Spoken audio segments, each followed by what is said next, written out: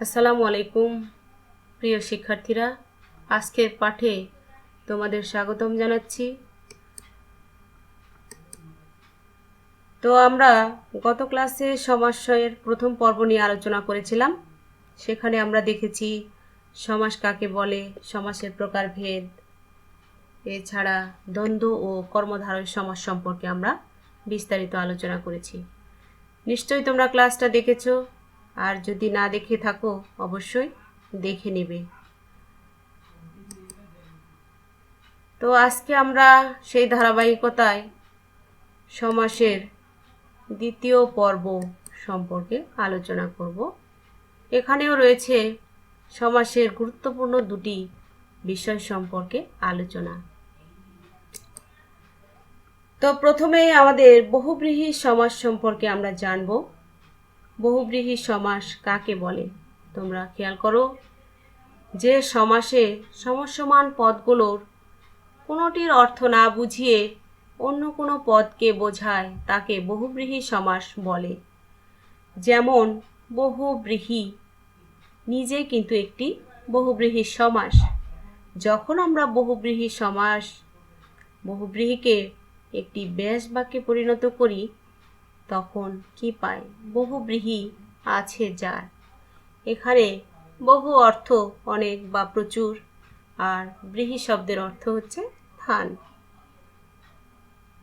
কিন্তু এখানে বহু কিংবা ধান কোনোটিরই অর্থের প্রাধান্য নেই।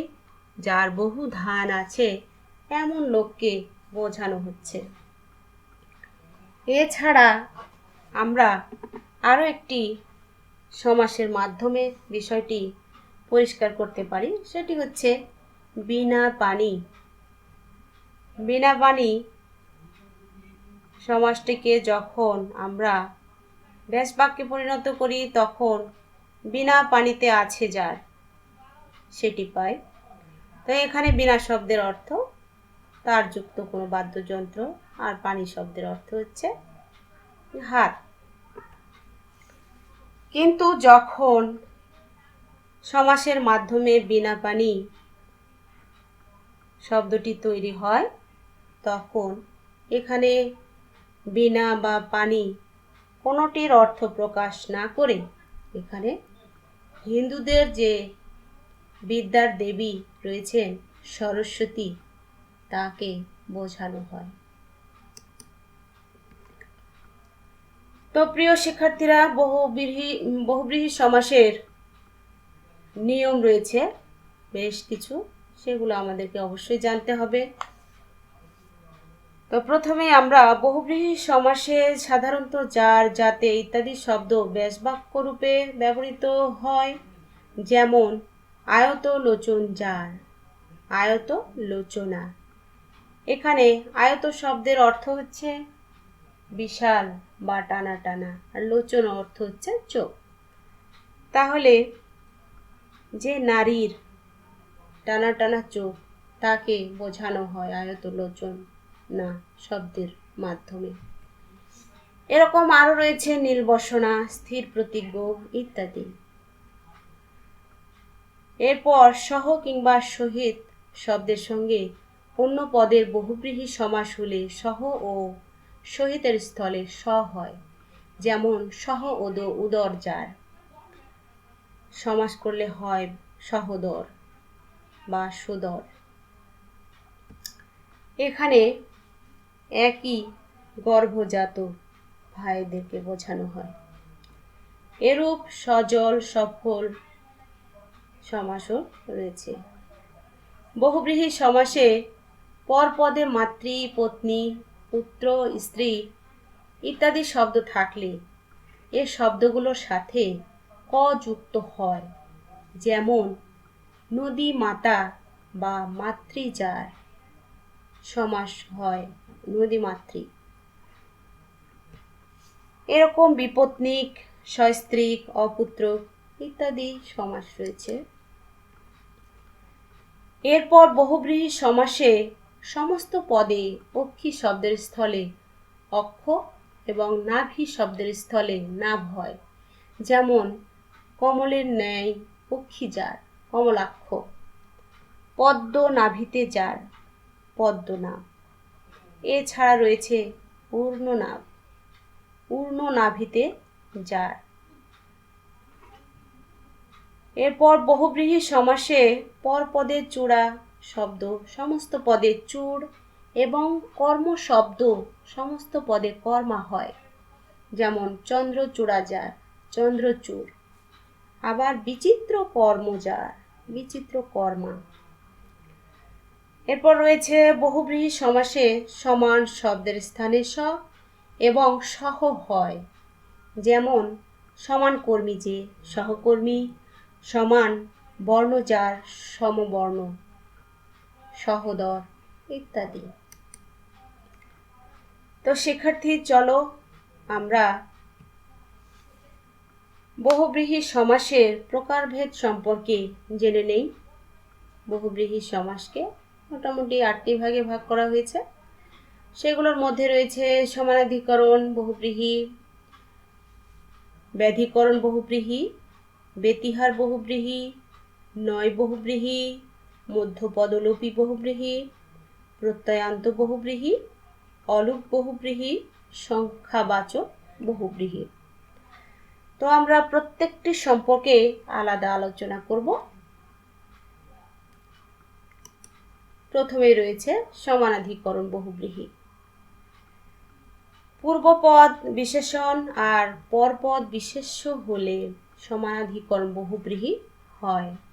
যেমন হত হয়েছে শ্রী যার, হতশ্রী। এখানে হত শব্দের অর্থ হচ্ছে নষ্ট হওয়া বা ধ্বংস হওয়া, আর শ্রী শব্দের অর্থ হচ্ছে সৌন্দর্য। তাহলে হত এখানে বিশেষণ পদ আর শ্রী হচ্ছে বিশেষ্য পদ। দুটো মিলিয়ে হতশ্রী সমানাধিকরণ বহুব্রীহি সমাস তৈরি করেছে। এছাড়া রয়েছে খোশ মেজাজ যার।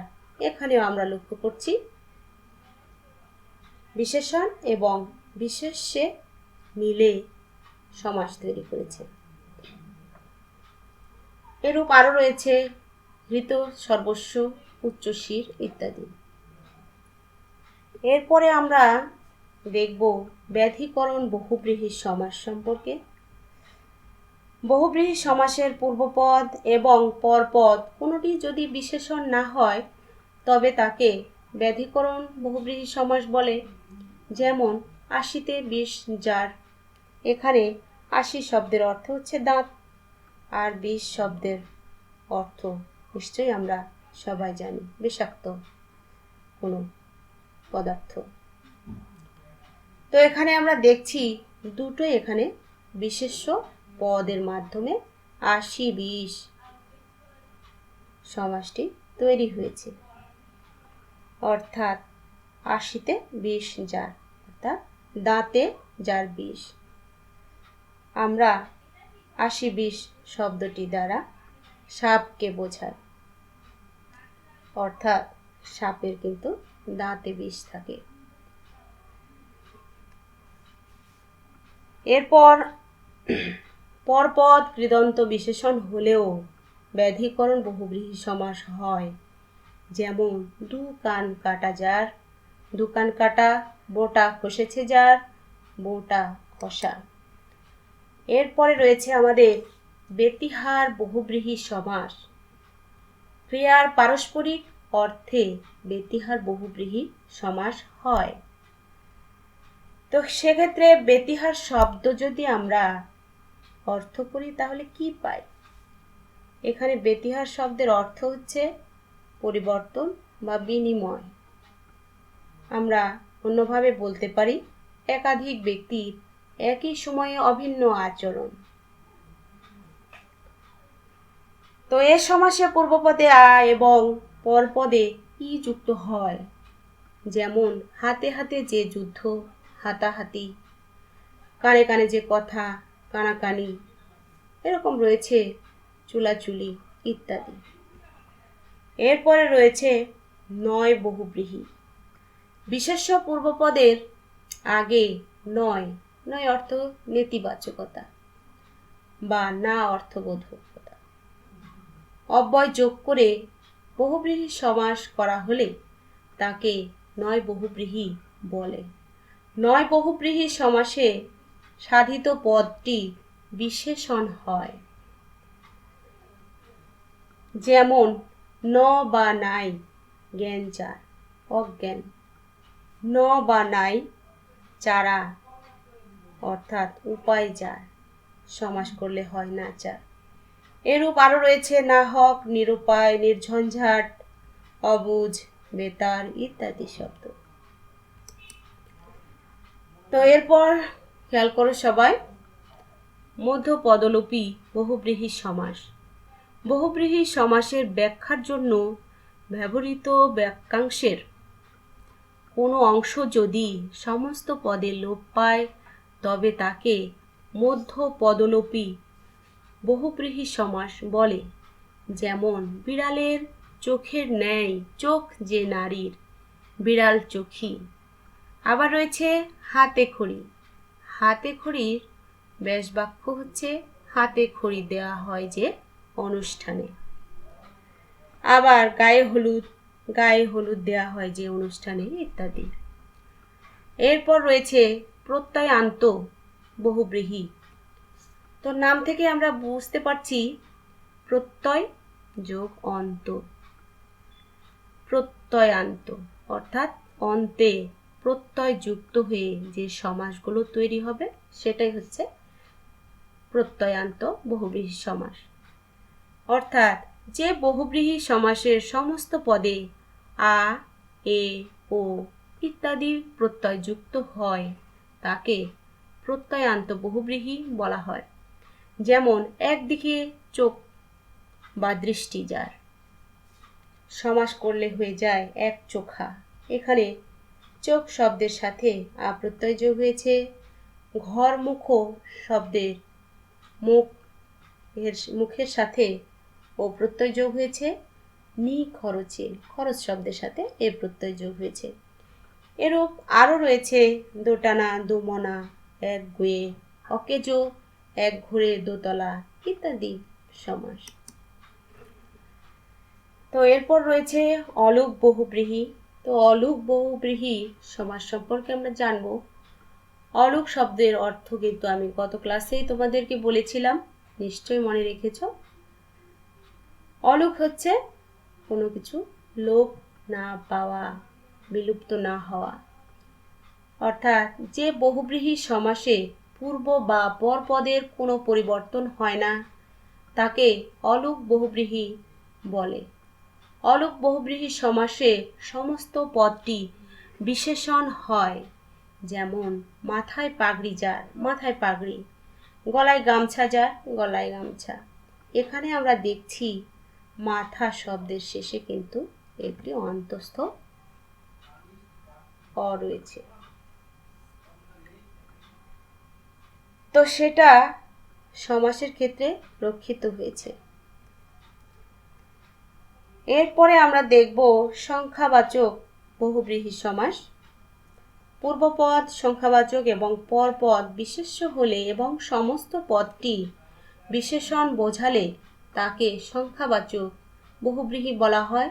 এ সমাসে সমস্ত পদে আ, ই বা দীর্ঘ ই যুক্ত হয়। যেমন চৌ বা চাল যে ঘরের তাকে কি বলে? চৌচালা। এখানে চৌচালা একটি বিশেষণ পদ। এরূপ আরো রয়েছে চার হাতি, তেপায়া ইত্যাদি। তো এরপরেও সবসময় কিন্তু নিয়মের ব্যতিক্রম কিছু থাকে। তো সমাসের ক্ষেত্রেও সেরকম কিছু রয়েছে। বহুব্রীহি সমাসের একটি ব্যতিক্রম রয়েছে, সেটাকে বলা হচ্ছে নিপাতনে সিদ্ধ বহুব্রীহি। তো নিপাতন শব্দের অর্থ আমরা জানব। নিপাতন শব্দের অর্থ হচ্ছে নির্ধারিত নিয়মের ব্যতিক্রম, অর্থাৎ নিয়ম বহির্ভূত। এ ধরনের বহুব্রীহি সমাস কোনো নিয়মের অধীনে নয়।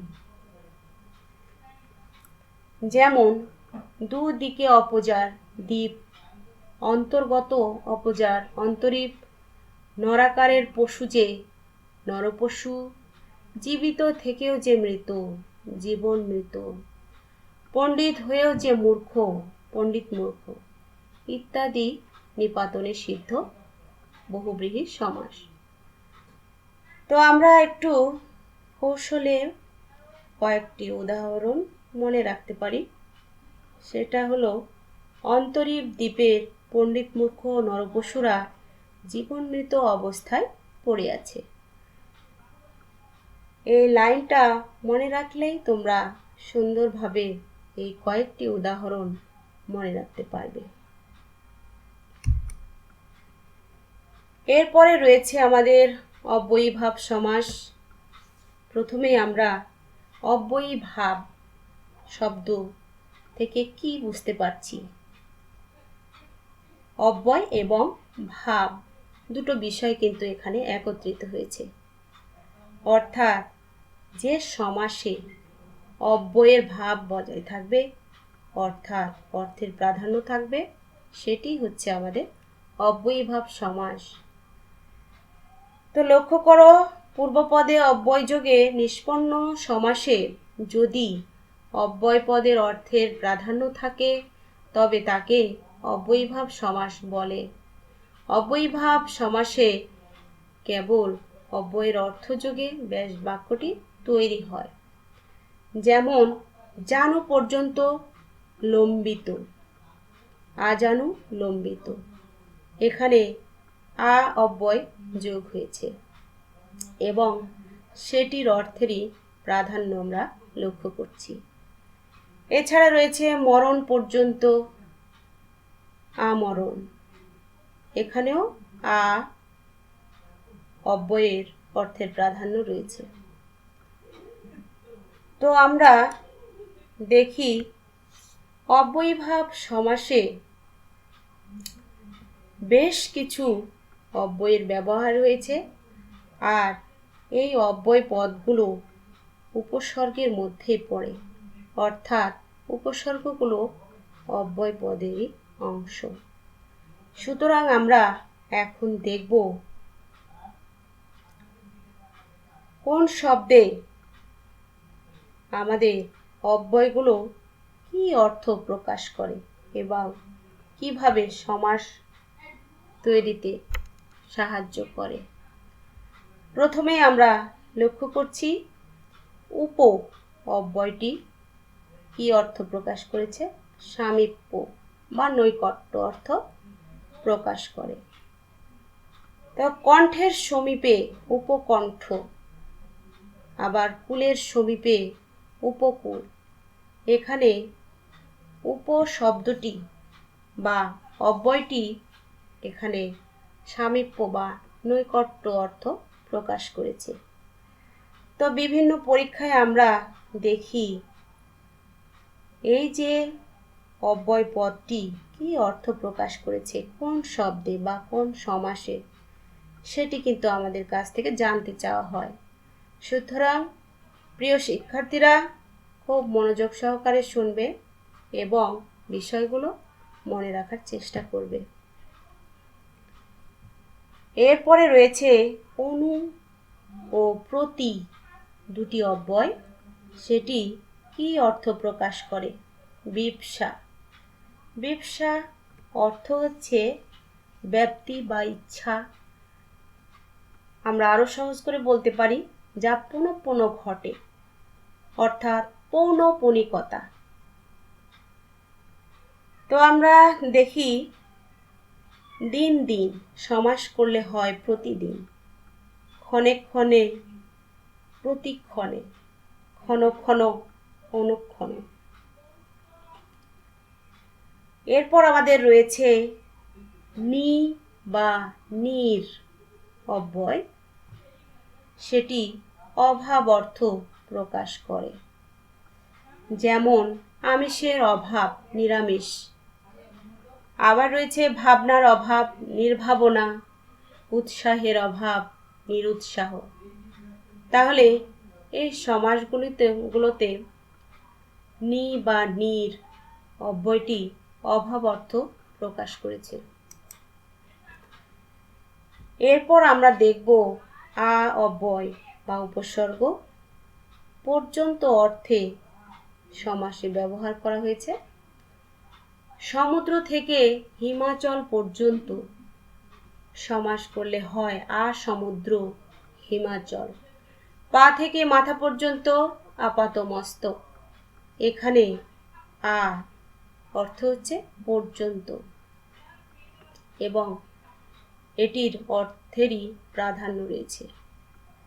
এরপরে রয়েছে উপ অব্যয়। উপ অর্থ এখানে সাদৃশ্য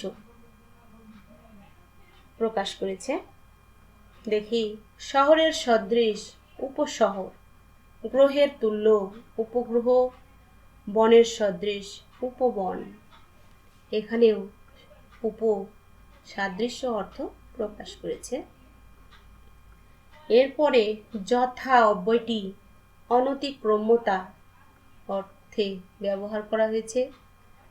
যেমন রীতিকে অতিক্রম না করে যথারীতি, সাধ্যকে অতিক্রম না করে যথাসাধ্য। এরূপ আরও রয়েছে যথাবিধি, যথাযোগ্য ইত্যাদি। এরপর উত